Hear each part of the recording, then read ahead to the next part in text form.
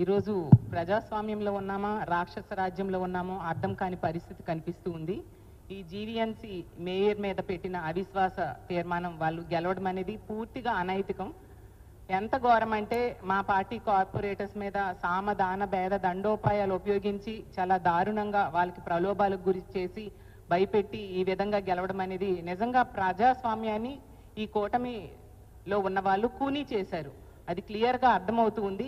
మా పార్టీ గుర్తు మీద గెలిచి ఆ పార్టీలోకి వెళ్ళిన కార్పొరేటర్స్ వాళ్ళకి అవిశ్వాసానికి మద్దతు ప్రకటించిన కార్పొరేటర్స్ మాత్రం నేను ఒకటే చెప్తున్నాను, మీరు మిమ్మల్ని చూసి ఈ విశాఖపట్నం గెలిపించిన ప్రజలు ఈరోజు నవ్వుకుంటున్నారు. ఇలాంటి వాళ్ళకి గెలిపించామని బాధపడుతూ ఉండే పరిస్థితి తీసుకొచ్చారు మీరు.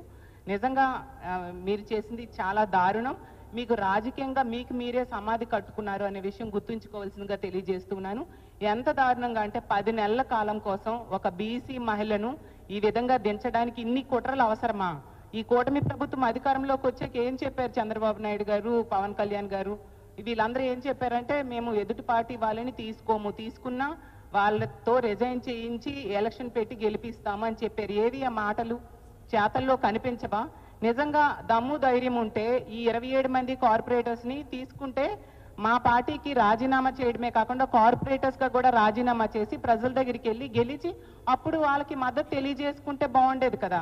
ఇంత దారుణంగా టికెట్ ఇచ్చిన పార్టీకి వెన్నుపోటు పోవడం నిజంగా చాలా బాధాకరమైన విషయం. ప్రజలన్నీ గమనిస్తూ ఉన్నారు.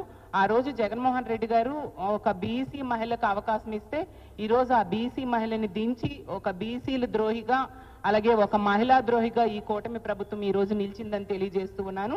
ఖచ్చితంగా ఎవరు ఎన్ని కుట్రలు కుతంత్రాలు పనినా కూడా మా వైఎస్ఆర్ కాంగ్రెస్ పార్టీ ఎప్పుడు కూడా ప్రజల తరపున నిలబడే పార్టీ. అధికారంలో ఉన్నా అధికారంలో లేకపోయినా కూడా ప్రజల అండతో ప్రజల తరపున పోరాటం చేస్తూ వాళ్ళకు మద్దతుగా నిలిచే పార్టీ.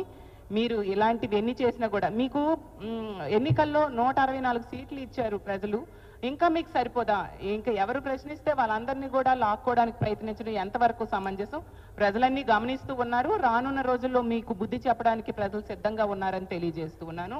మేము విప్ జారీ చేశాము. ఖచ్చితంగా వీళ్ళకి పనిష్మెంట్ అనేది ఉంటుందని తెలియజేస్తూ ఉన్నాను. Thank you.